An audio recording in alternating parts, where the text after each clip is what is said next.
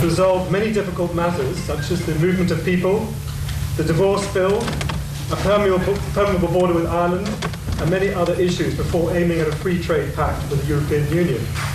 We are unlikely to achieve full sovereignty to implement our external trade agenda for several years.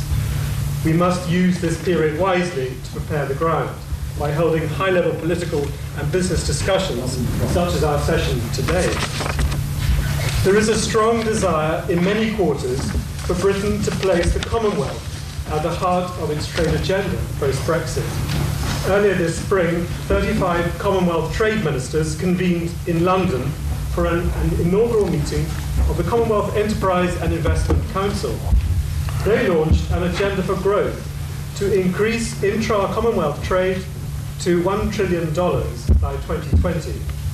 Their press release revealed something called the Commonwealth Factor, which is hoped will leverage shared values, language, legal frameworks, and regulatory systems. This could reduce trading costs by up to 20% between Commonwealth countries. Clearly, this initiative has earned the support of the Foreign and Commonwealth Office. Dr. Fox said, "This Commonwealth of nations has the opportunity to lead the defence of free trade, working together to shape new policies and approaches, showing the world a road to prosperity that lies through partnership, not protectionism." The UK will not fundamentally change its basic openness to the world. Indeed, it will be reinforced through the actions of the Commonwealth.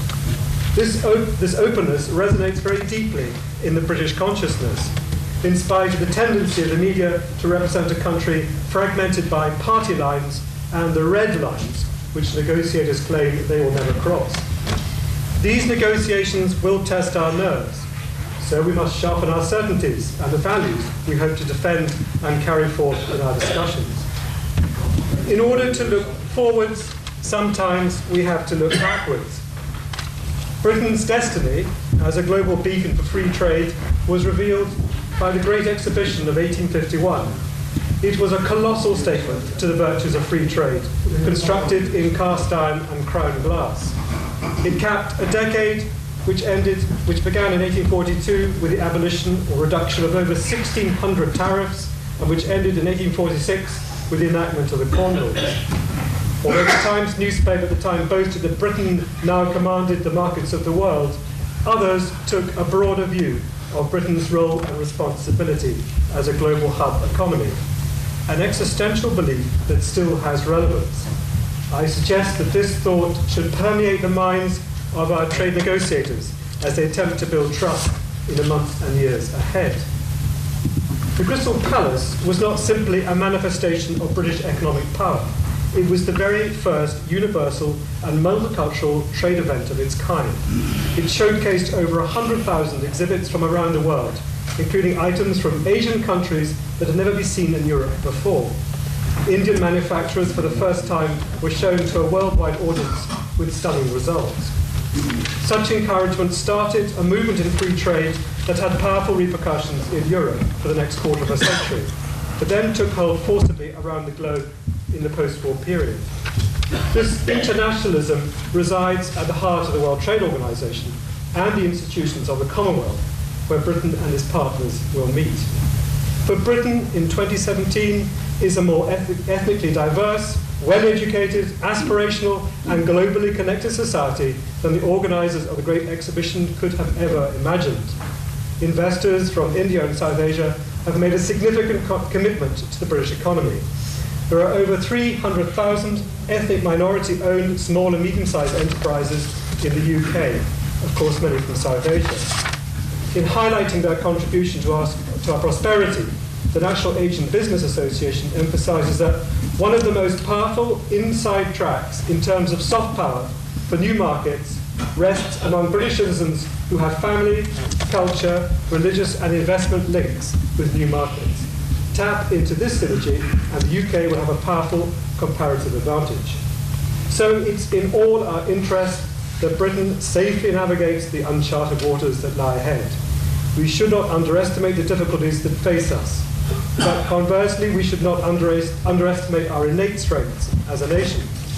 A great strength is our ethnic diversity and a transnational entrepreneurship which gives us a proximity to global markets in the Commonwealth and Asia.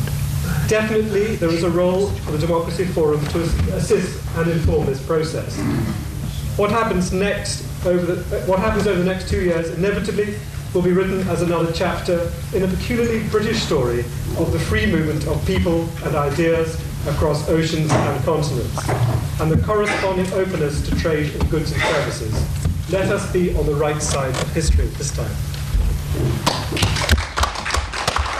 Britain's share of the global economy as an individual player is about 3%, and that's dwarfed by China at 15%. India and Brazil are both approaching 3% and are likely to overtake us in the near future.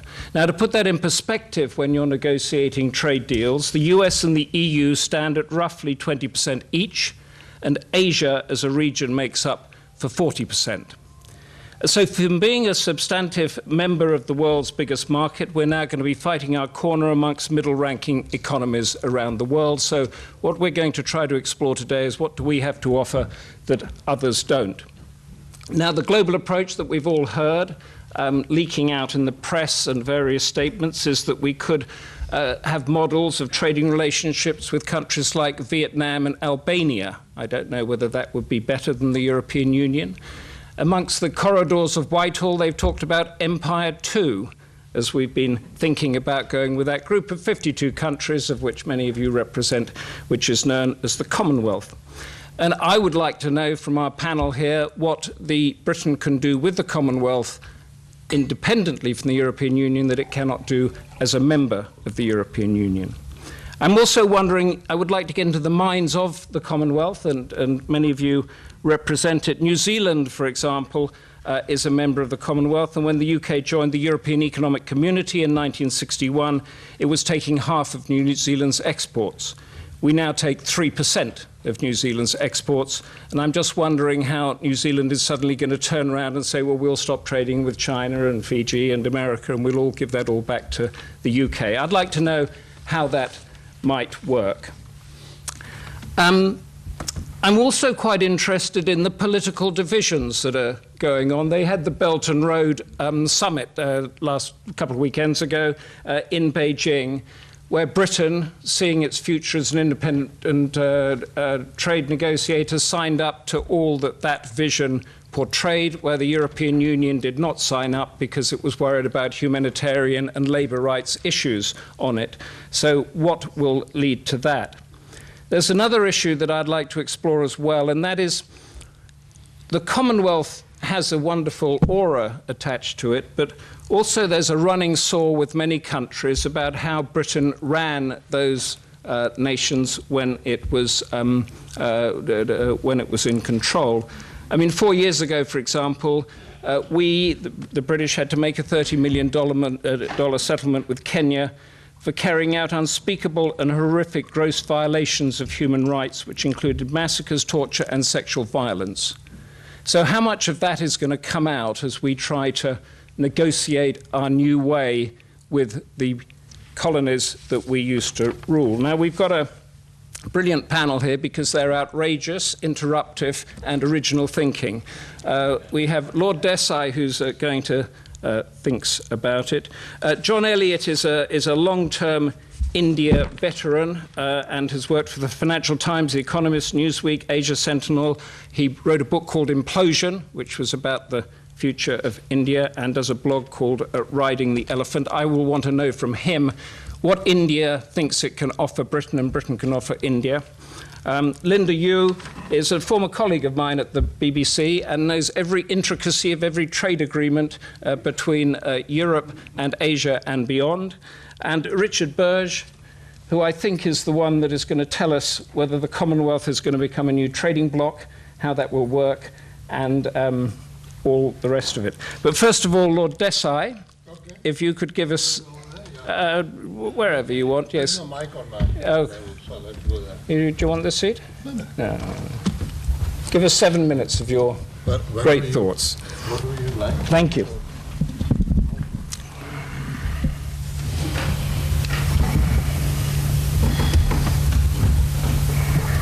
Okay, thank you. It was Hugh Gates' call. who said, no, this is terrible, 1,000 years of our history, we have to protect, and there is a Commonwealth. How dare we abandon the Commonwealth and join these foreigners across in Europe? Well, he didn't win the argument. But I have come to the conclusion that the Commonwealth is something the British establishment pulls out of its pocket occasionally and think, this is my answer. Usually it's neglected. Usually Commonwealth is not important, except for some ceremonial occasions. But somehow there is a delusion that if nothing it works, the Commonwealth will work.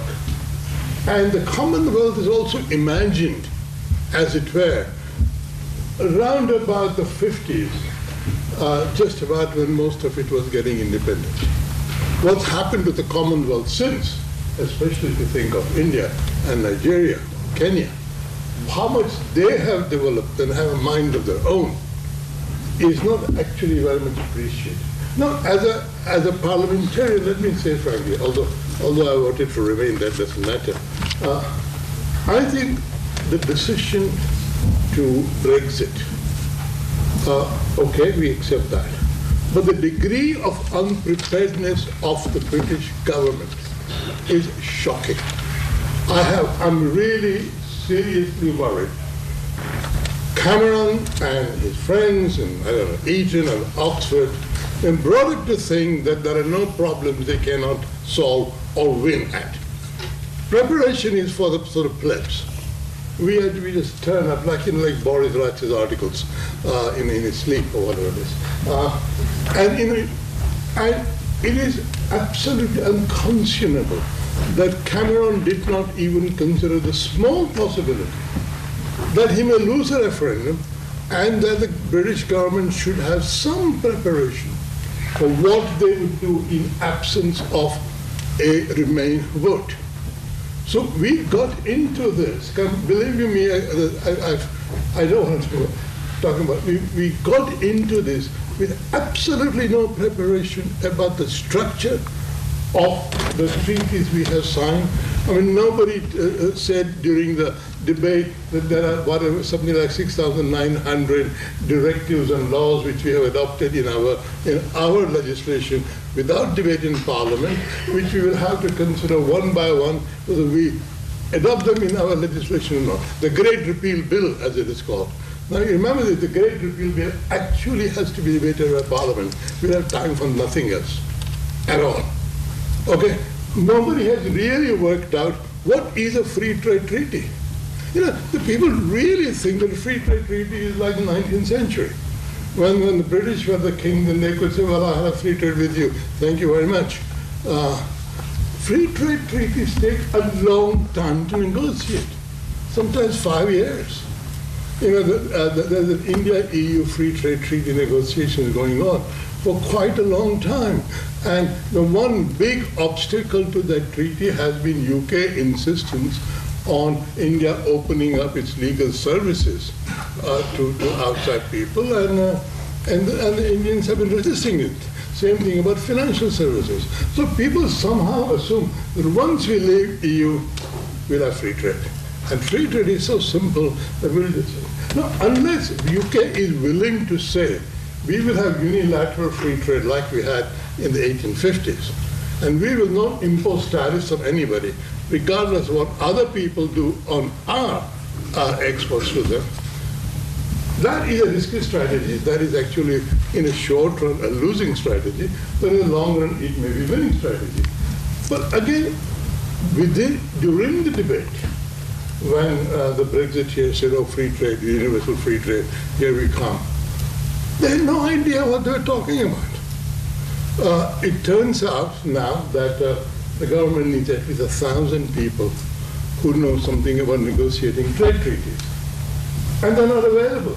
They're not just out there. You can't buy 1,000 expert trade negotiators. So we are going into this in the most unprepared fashion that I can think of. And I have some confidence in David Davis, because at least he didn't go to public school. So at least he knows how to do hard work. He doesn't think he was entitled to rule forever. And he has been a minister for Europe in the John Major government. Now, for example, Theresa May did not know until about 3 weeks ago that she is not going to be negotiating. There's only going to be Michel Barnier on one side and one UK negotiator on the other side, and that is sum total of she's not going to confront 28 countries or 27 countries. That's not the way negotiations are carried out.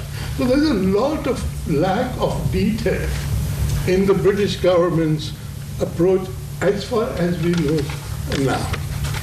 So I think what the first thing would be that first of all, the divorce, the Brexit itself, would be 2 years, and then there will be the cohabitation debates. What post-Brexit arrangements will UK have with the EU? We certainly won't be in a single market because we don't want free movement, and we may be in a customs union, but then that will involve something of the European Court of Justice. If we don't want European Court of Justice, we will have to even leave the customs union, and then we will have to start negotiating a free trade treaty with the EU. Okay? Now, so I think the Commonwealth question will come when it does come. But at least for the first 5 years from now on, we are not going to know the shape of the post-Brexit UK economy. I'm presuming that the Conservatives will win the election. And the Lib Dems won't. If Lib Dems do, and without saying anything against Lord Bruce, if the Lib Dems win, all bets are off and we will stay. But I don't think that's very likely. Don't bet any money on it. So we will definitely Brexit because the Tories will win. The kind of post-Brexit agreement we get will depend very much upon Theresa May's majority. If it's very small, then the Brexiteers will rule her. If it's large, she may have some legroom. But apart from the Commonwealth question will not arise for at least 5 years. Because until we have to be quite clear that we are not part of the customs union. As long as we are part of the customs union, we cannot enter into free trade treaty with third parties. So, and I think, in a sense, the Commonwealth should perhaps get together, and if they can agree on anything, which I doubt, they ought to sort of seriously put it to the UK that okay, can you now tell us what 5 years down you want from us, and what you're going to give to us?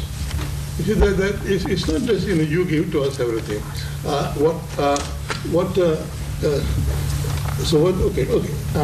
So my view is that let's be very cautious. This is seriously the most potentially damaging decision the country has made. And in the subsequent, whatever it is, almost 12 months we have had, nothing has been done to reassure me that the government knows what it is doing. We just can hope that, as usual, like in the Second World War, ultimately unpreparedness will not be an obstacle to victory, and we will somehow muddle through.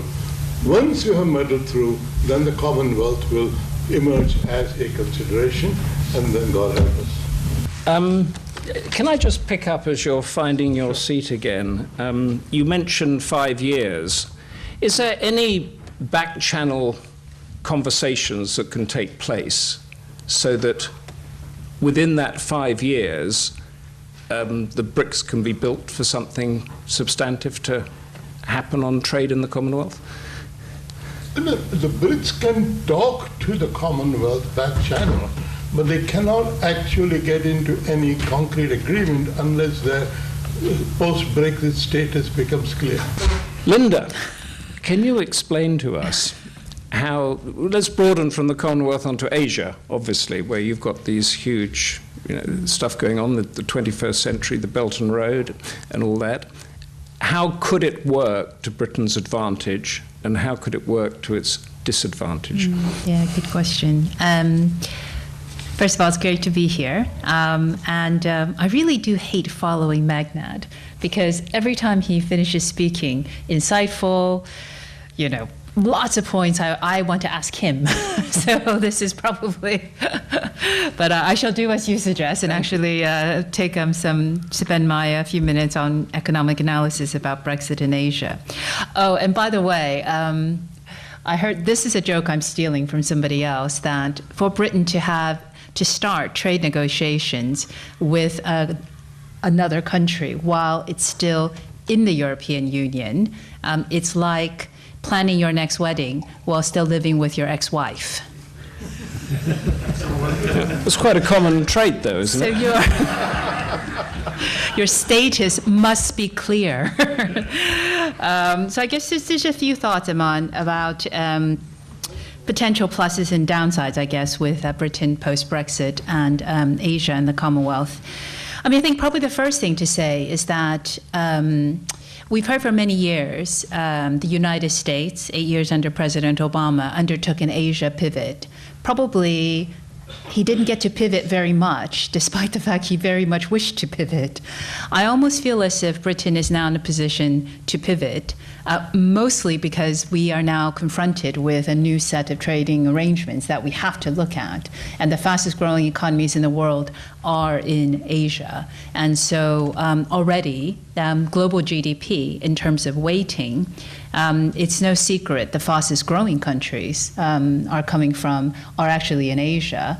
And those, and in terms of Britain's own trade, about a couple of years ago, the share of global exports going to the EU was dwarfed. So it's now the case that Britain sells more to the rest of the world than to the EU anyways. So I think in terms of these trends, we are picking up on the fact that Asia has grown very successfully within the next 13 years, 2030.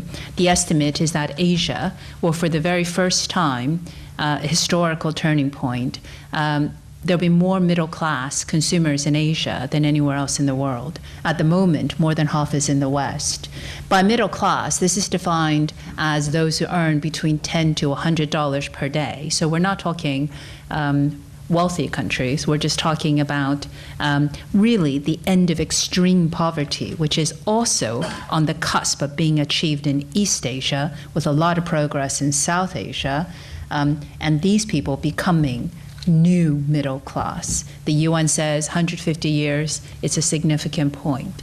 And 2030 is not very far away, it's only 13 years. So what I'm suggesting is all countries, I think, have to pivot to Asia to some extent. But as we know with policymakers, we got a good taste of it from Magnad, it sometimes takes a crisis to prompt action. So sometimes it takes a bit of a jolt before you look hard at what else you can be doing. So I think in that sense, this is a good way of thinking about where the new global economy, the drivers are coming from, can be found, and what Britain can do to service those markets. And where Britain is actually good at in terms of trade is that Britain is the world's second biggest exporter of services. What do new middle-class consumers need? Well, they need services. Most of these countries are growing well because they're industrializing, meaning that their services sector is underdeveloped. And so that's actually an advantage. And the other advantage I would suggest is that most trade deals do not cover services. They only cover manufactured goods. They don't even really cover agriculture very well. There's very high tariffs on agriculture, even under WTO rules. So even without global trade rules around services, it's still the case that services is the fastest growing area of global trade. So there is room to formulate your own trade agreements in this area, and it's already happening regardless of the fact there are no free trade agreements. Now globally, there is a push to create something called TISA, which is the Trade and Services Agreement. Trade agreements and acronyms are one of my pet peeves. It's the number of acronyms you'll probably hear in the course of this afternoon will just make you think, you know, we haven't even started on TPP, TTIP, you know, RCEP, NAFTA. We all know about NAFTA now. WTO, now there's TISA. And so, but if TISA does get pushed forward by the EU, which the UK is now as part of the cohort pushing this forward with the United States, then that opening up is, again, extremely, potentially groundbreaking, because so much of trade these days is no longer one part gets made here and then you buy a product imported. It's all fragmented production chains, manufacturing overlaps with services, servicing products can be even more lucrative than producing them. Rolls-Royce makes more money servicing its engines than producing its engines. So anyways, I think that's the trend. Now, some of the difficulties in the last, I'm sure we'll do more of this in the Q&A. There is no easy entity to access the Asian market, however you want to define it. And there's no easy way to access the Commonwealth either. So the Commonwealth at the moment accounts for, if it were an FTA, a free trade agreement, I warned you about acronyms. If it were an FTA, like the EU, it would be like a single market. It would be the biggest single market in the world. It would be the world's biggest economic bloc in terms of trade flows. However, it's not a single market with deep integration. It is a grouping of countries. And within the Commonwealth, 84% of trade is done by 6 countries, including the UK, Canada, New Zealand, Australia, Malaysia, and Singapore. And so that means only 16% are done by the remaining nearly 40-some countries. So that also shows you the kind of unequal balance. So there's no easy way to access Asia. There's no easy way to access the Commonwealth. So the challenges here are considerable. One, free trade agreements, like Magnat says, takes a lot of time. The deputy director of the WTO told me it could take anywhere between, to join the WTO, which is at this point a pretty low level, given that most countries are in the WTO, it takes between 4 to 24 years to exceed. And so trade agreements take years. The most efficient trade negotiators in the world, apparently, are the Americans. Not this administration, I should say. My evidence for this is from experts who studied previous administrations. USTR has 200 negotiators. They're considered widely to be one of the most efficient, if not the most efficient.